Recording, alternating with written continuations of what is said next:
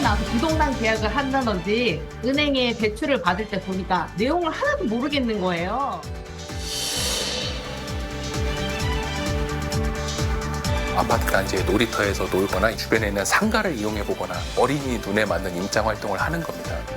우리가 앞으로는 이런 실물의 화폐가 아닌 암호화폐, 전자화폐 이런 거에 대해서 이제 우리가 알아야 된다.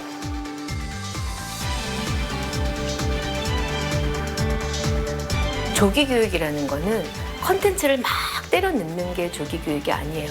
컨텐츠들을 받아들일 수 있는 그릇을 만들어주는 거예요.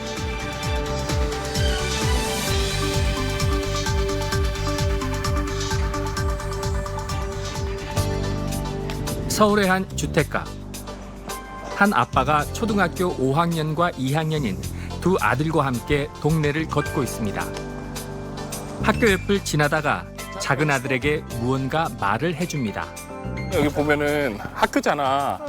그러면은 성령이가 다니기가 여기가 편할까 불편할까? 편해. 그치. 그래서 학교가 가까우면은 어린이가 있는 사람들이 이 주변에 많이 살게 되는 거야. 가족의 대화가 조금은 남달라 보이는 것 같은데요.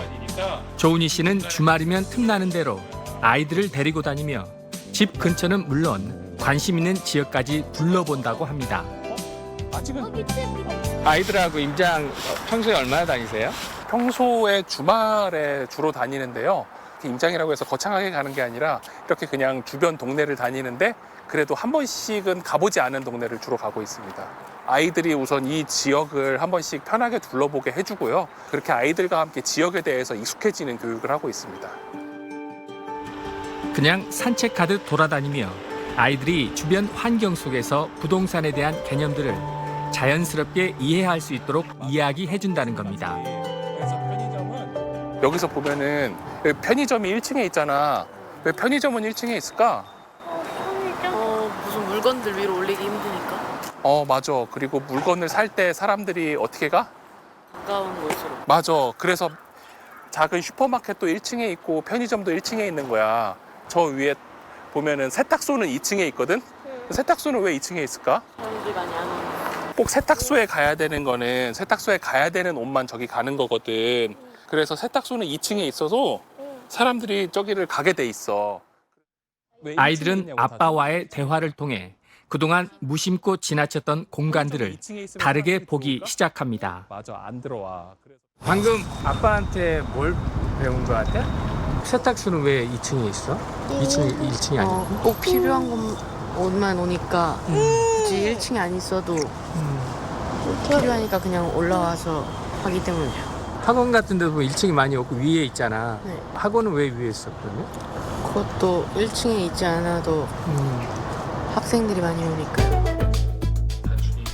큰아들이 4살 무렵부터 부동산 임장을 함께 다녔다고 하는데요. 왜 아무것도 모를 어린 아이들에게 그리 일찍부터 부동산에 대해 가르치려는 걸까요? 부동산이라는 게 우리 일생에 있어서 가장 큰 비중을 차지하는 내 자산의 가장 큰 비중을 차지하는 영역입니다. 근데 어렸을 때부터 부동산에 대해서 우리는 전혀 교육을 하고 있지 않아요. 그렇기 때문에 사회로 나갔을 때 단순히 그냥 부동산만 보면 조금 많이 어렵다라고 생각하고 이건 남들 얘기다라고 생각하고 나하고 무관하다라고 생각을 하는데 결국 누구든 집안에 들어가서 살아야 되는 문제거든요. 최근 잇따른 전세 사기 사건이 많은 경각심을 주면서 어린 자녀에게 집과 주거에 대한 기본 개념을 가르치려는 부모들도 늘고 있습니다. 초등학생용 부동산 동화책을 출간한 한 작가의 강연회에는 20명 넘는 초등학생들이 부모와 함께 찾아왔습니다. 이 책의 저자 역시 청년들의 전세 사기 문제를 접하며 책을 쓰게 됐다고 합니다. 전세 사기의 문제가 지금 어른이 되어서 해결할 문제가 아니고 좀 어렸을 때부터 뭔가 이 아이들에게 좀 기본적인 지식을 좀 깔렸으면 좀 청년들이 좀 이런 일 좀 덜 당할 수 있지 않을까? 이런 생각이 좀 들었었어요. 그래서 부동산의 기본적인 개념부터 집과 주거 문제를 둘러싸고 현실에서 벌어질 수 있는 일들을 아이들이 자연스럽게 이해할 수 있도록 하고 싶었다고 합니다. 어른들이 집값으로만 생각하는 어떤 고정관념, 사실은 살기가 힘드니까 집값 때문에 그 부분 때문에 어른들의 고통 때문에 아이들에게 터부시 든 점이 있었거든요. 그걸에서 벗어나지 않으면 말 그대로 아이들은 나중에 부동산은 투자와 투기의 대상으로밖에 인정이 안 되거든요. 경기도 용인의 한 아파트. 자녀들이 한 집에 모여 경제 수업을 받는 날이라고 해서 찾아가 봤습니다. 선생님은 다름 아닌 자녀들의 아버지, 이웃 주민의 아들까지 함께 수업에 참여했습니다. 오늘은 지금 시대의 흐름에 있어서 디지털화가 많이 되고 있기 때문에 디지털 화폐라는 게 어떠한 것이 있고 그 가운데서 암호화폐가 어떠한 것이 있어서 지금 어떠한 용도로 쓰이고 있다라는 기본적인 개념을 이제 알려주고 싶어서. 정정원 씨는 평소 보드게임을 비롯한 다양한 방식으로 자녀들에게 경제 개념을 익히게 해왔다고 합니다. 이날은 직접 만든 6단계 비트코인 교육과정 자료를 이용해 자녀들에게 암호화폐에 대해 설명해 줬습니다. 이 동전이라는 디지털 코인이 있어. 암호화폐가 뭐라고 들어본 적 있어, 우리 탱이? 이제 뭐 디지털 상에서 이제 암호 기술로 된 그런 화폐. 그래. 자, 우리 예찬이. 비트코인 같은 거. 비트코인. 그래. 암호화폐의 대표적인 게 비트코인이지. 이 비트코인이 이게 암호화폐인데 이게 디지털 가상자산이라고 돼. 시대, 사회 흐름에 따라서 이게 가상자산인데 이게 가치가 높아질 수도 있고 가치가 내려갈 수도 있어. 1시간 가까이 암호화폐 개념부터 작동 원리, 미래 가치, 투자 방법에 대한 이야기들이 나왔습니다. 암호화폐도 어떻다 그랬어? 일상적으로 통용이 돼가고 있다 그랬지. 지금 우리 현실 사회에서는 너희들이 살아가는 사회에서는 앞으로 이거는 기본 포트폴리오로 정착하게 된다. 그러니까 이런 것들을 잘 알아야 되겠죠. 특히 투기와 투자의 차이를 자녀들의 눈높이에 맞춰 설명해 주기도 했습니다. 우리가 암호화폐, 비트코인을 투기라고 생각하는 사람들이 있어. 그러니까 그 투자라는 개념을 넘게 되면 그게 사람들의 어떻게 보면은 과한 욕심에서 그게 악화되면 투기라는 형태로 변화가 될 수 있어요. 1,000만 원이. 그러면은 이 1,000만 원을 예를 들어서 비트코인에 다 올인을 한다. 그럼 이건 투자일까 투기일까? 투기. 그치. 이거는 나를 갉아먹는 행위가 될 수가 있어. 그렇다면 자녀들은 아빠로부터 배운 내용을 얼마나 이해하고 있을까요? 암호화폐라는 게 원래 일상에서 사용하는 돈이나 이제 동전을 디지털화 해가지고 그렇게 사용하는 걸 온라인에서 사용하는 걸 보니까 정말 세상이 훨씬 더 많이 편리해졌다는 걸 알겠어.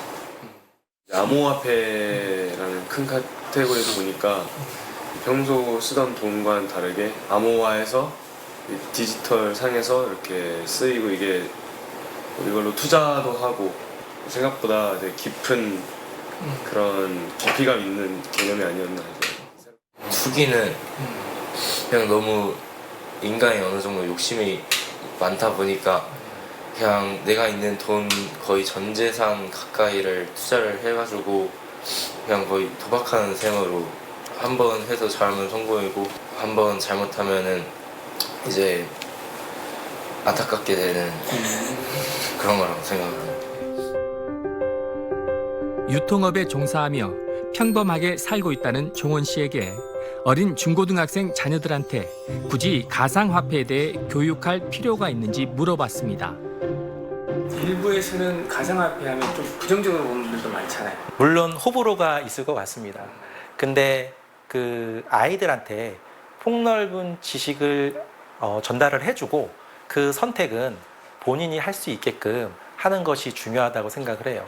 그 대신에 이제 그 어떠한 형태가 됐건 그 암호화폐가 됐건 뭐 투자가 됐건 그런 거에 있어서 장점과 단점 그리고 위험성 그리고 어떠한 그 불특정한 경우의 수까지 깊이 있게 알려준다면 자녀가 나중에 성장하는데 굉장히 큰 도움이 될 거라고 생각이 듭니다. 경제에 눈을 뜨고 조심성과 책임감을 갖게 되는 것. 많은 부모들이 자신의 아이들만큼은 금융경제에 무지한 금융맹이 되지 않길 바라고 있습니다.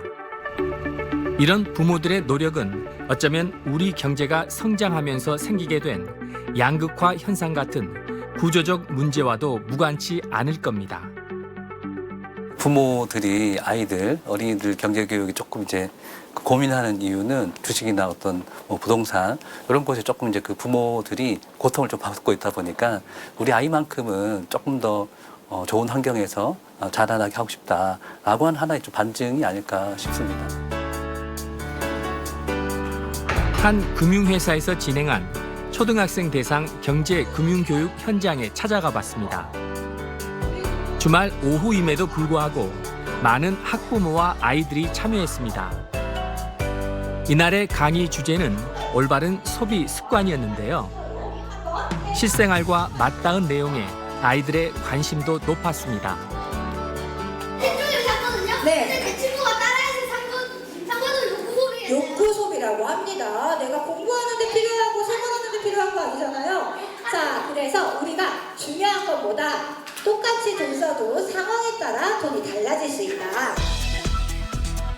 같은 시간 옆 강의실에선 함께 온 부모들이 아이들에게 건강한 경제관념을 심어주는 법을 배웁니다. 사실 경제교육까지 하기에는 좀 잔소리처럼 느껴질 것 같아서 이제 엄두가 나지 않았는데 이런 교육을 받으니까 아이가 더 받아들이기가 편안해하는 것 같았어요. 금융 관련된 지식을 가져야 이제 앞으로 잘 살 수가 있으니까 주변에서도 그러니까 저뿐만 아니라 비슷한 것 같아요, 다들. 이런 부모들의 고민을 가까이에서 듣고 현실적인 해법을 전해온 사람이 있습니다. 6년째 어린이 경제교육을 해온 강사 성유미 씨입니다. 회사원이었던 성유미 씨는 자녀를 키우며 경제교육에 관심이 커졌고 자신의 교육 방법을 책으로 펴내며 부모들에게 경험을 전하고 있습니다. 엄마가 괜히 잘못 가르치면 어떡하지? 그리고 괜히 잘못 손댔다가 돈 밝히는 아이가 되면 어떡하지? 이 걱정 많이 하셔가지고 경제교육을 언제부터 하면 좋을까요? 라고 질문하시는 분들 많으시거든요. 유미 씨의 온라인 강의가 시작되는 시간. 연령대별 로드맵, 우리 다 같이 아이들의 연령을 한번 공개하고 시작을 해봅시다. 대부분 초등학생 자녀를 둔 엄마들이 참여했는데 아이들 경제교육에 대한 고민들이 커 보였습니다. 유미 씨의 말을 주의 깊게 경청하는 엄마들. 왜 이 강의에 참여하게 됐는지 그들의 이야기를 들어봤습니다.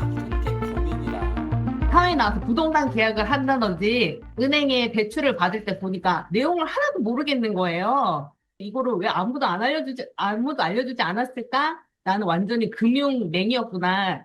문맹이 아니라 금융맹이었구나. 이런 생각이 요즘 너무 많이 와닿아서 우리 자녀들한테는 금융맹이 되지 않기 위해서 제가 조금 많이 발판이 되어주겠다라는 생각으로 좀 관심을 많이 갖게 되었어요.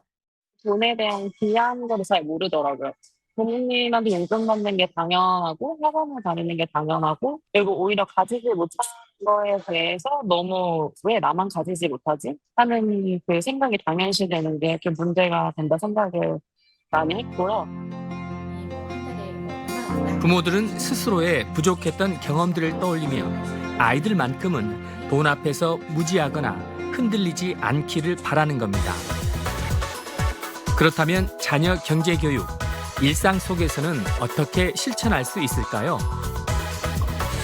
슈가 파우더, 아니 슈링크 프레이. 많은 부모들의 공감을 얻은 한 엄마의 경제교육 영상입니다. 영상을 제작한 최민아 씨와 딸 아린이를 직접 만났습니다. 우선 마트 장보기에 동행해 봤습니다. 저기 앞에가 있었나? 베이컨, 코인 육수, 거리 고기, 등갈비 고기, 카레고기, 오이, 미나리.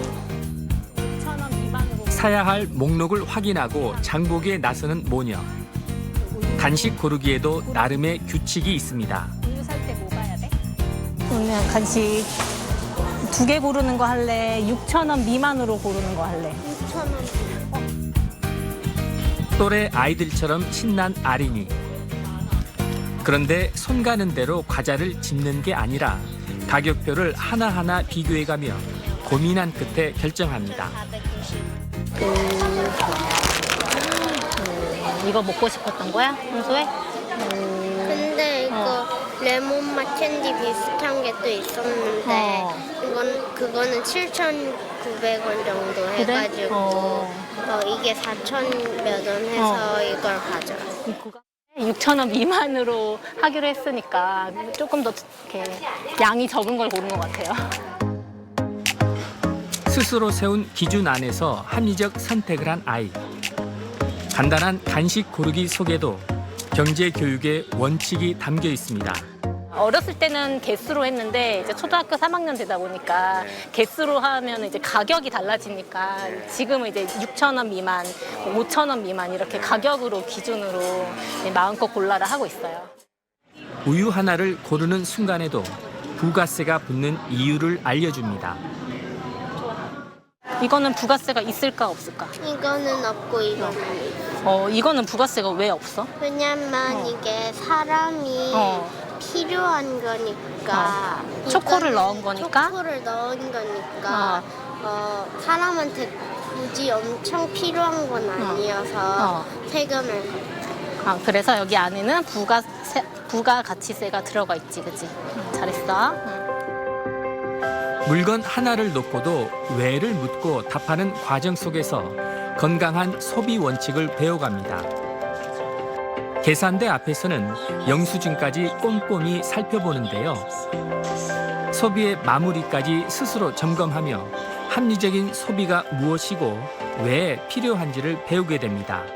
마트는 돈을 쓰는 최소의 경험에서 시작을 하는 곳이라고 생각을 해요. 가장 중요한 건 소비 습관, 그리고 소비할 때 그 합리적인 사고가 제일 중요하다고 생각합니다. 집에서는 엄마표 경제교육이 이어집니다. 미나 씨는 아이가 4살 때부터 놀이처럼 경제교육을 시작했다고 합니다. 엄마표 경제교육은 집안 곳곳 일상 속 작은 실천에서 시작된다고 합니다. 그 첫 번째는 거실에서 잘 보이는 곳에 놓여 있는 목적 저금통입니다. 돈을 나누어 담는 습관, 그리고 나누어 담는 금융 자질이 필요하다고 생각을 했고요. 소비는 소비의 목적대로, 저축은 저축의 목적대로, 또 투자는 아직 어리지만 미래를 위한 투자에는 어떤 목적이 있을까? 그리고 또 기부, 사회로 어떻게 내 돈이 흘러갈 수 있을까? 이렇게 4가지로 나눠가지고 관리할 수 있게. 용돈 기입장도 목적 저금통과 연계해서 활용할 수 있게 직접 만들었다고 합니다. 미나 씨가 자녀 경제 교육에서 무엇보다 밑바탕에 두는 건 돈의 가치를 올바로 이해하고 주도적으로 돈을 관리하는 습관을 키우는 것이라고 합니다. 돈 이야기를 금기시하는 게 아니라 계속 친밀하고 어떻게 하면 현명하게 이 돈을 관리할지 고민하는 방향으로 고민을 하고 있고요.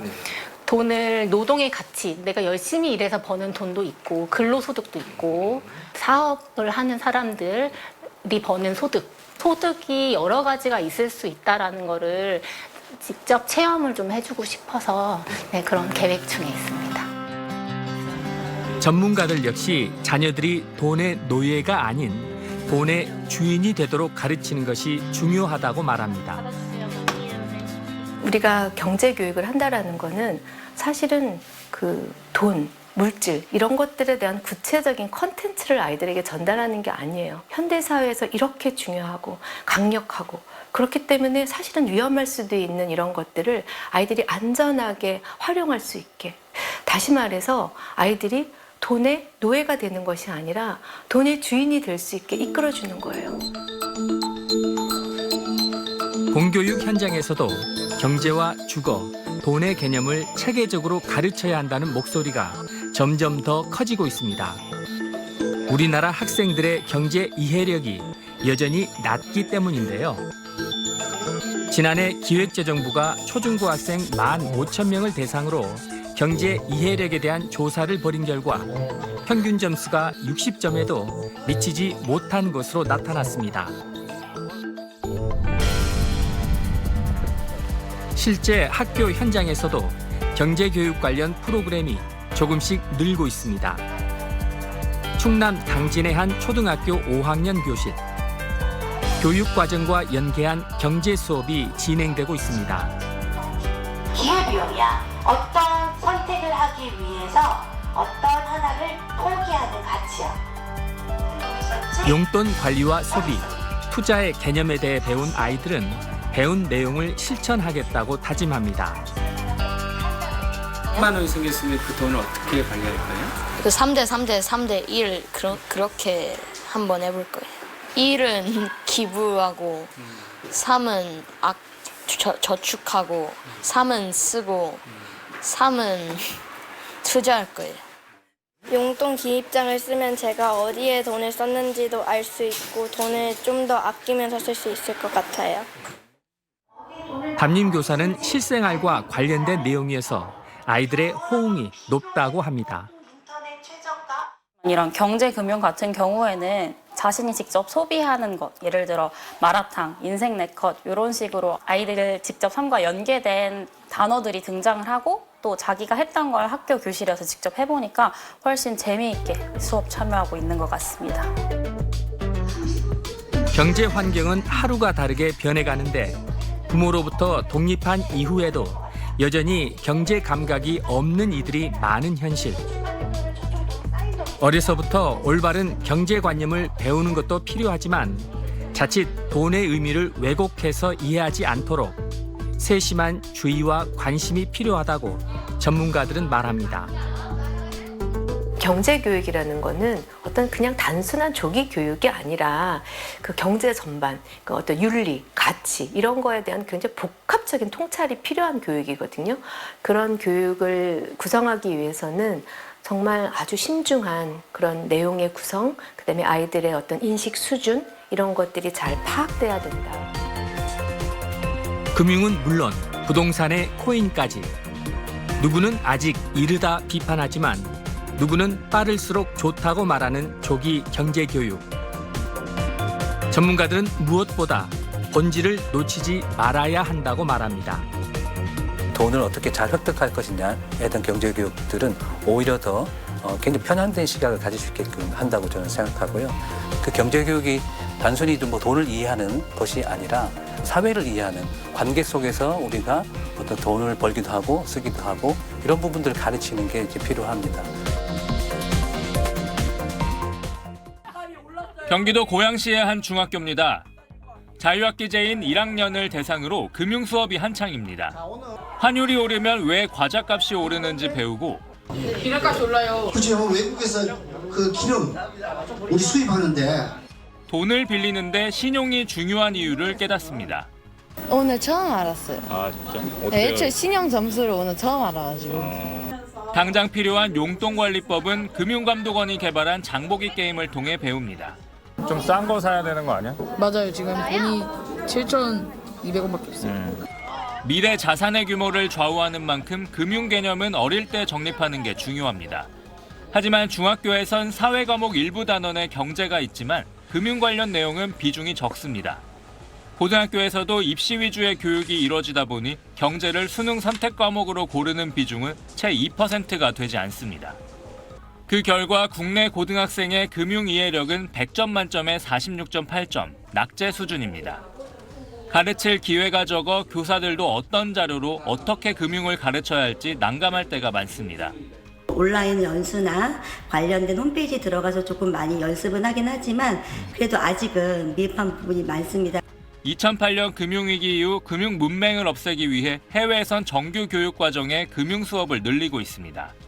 누구나 퇴직을 하고 나면 근로소득이 0이 되잖아요. 금융소득이 나오게 만들어놔야 되는 거고 그렇게 하려면 청소년기 때 배워야 된다는 거예요. 학생들이 쉽고 다양한 방식으로 금융을 접할 수 있는 기회를 늘리고 교사들의 역량을 강화할 연수 프로그램도 확대해야 한다는 게 전문가들의 조언입니다. SBS 정준호입니다. 탈북 청소년 대안학교를 다니는 김모양이 생각하는 돈 불리는 방법은 이렇습니다. 일단은 먼저 자기 지식을 키우고 열심히 돈 부족하면 일하거나 용돈 생기면 그냥 저축하는 거. 하지만 자본주의 시장 경제는 너무 어렵기만 합니다. 한국은행과 금융감독원의 국민금융이해력 조사 설문을 활용해 몇 가지 물었습니다. 연 2% 확정이자를 주는 비과세 정기예금 계좌에 100만 원을 입금하면 1년 뒤엔 얼마가 될까? 그 계좌에는 얼마가 들어있을까요?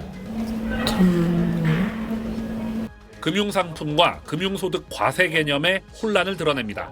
저는 정기예금이 뭔지 잘 몰라서 잘 모른다고 썼습니다. 비과세가 무슨 뜻이에요? 모든 게 낯선 세상, 먼저 경험한 친구에게 의지하며 배웠습니다. 아, 이건 카드는 이렇게 쓰는 거고 뭐 원은 이렇게 하는 거야. 아, 이런 것도 있었구나. 여긴 되게 신기하구나.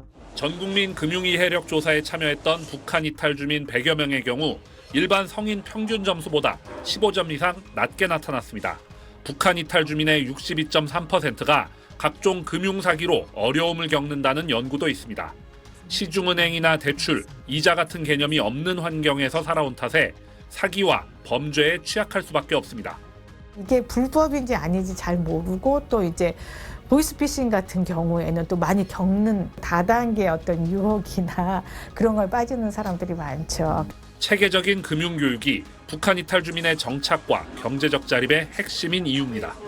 금감원은 하나원 교육 횟수를 늘리고 탈북 청소년 학교 금융교육을 정례화하기로 했습니다. 우리 북한 이탈 주민 여러분들께서 한국 사회의 최전선에서 경제금융을 이끌어가는 든든한 버팀목이 되어주실 수 있게 해보겠습니다. 연간 400여 명의 북한 이탈 주민이 강화된 금융교육을 받을 전망입니다. SBS 노동규입니다.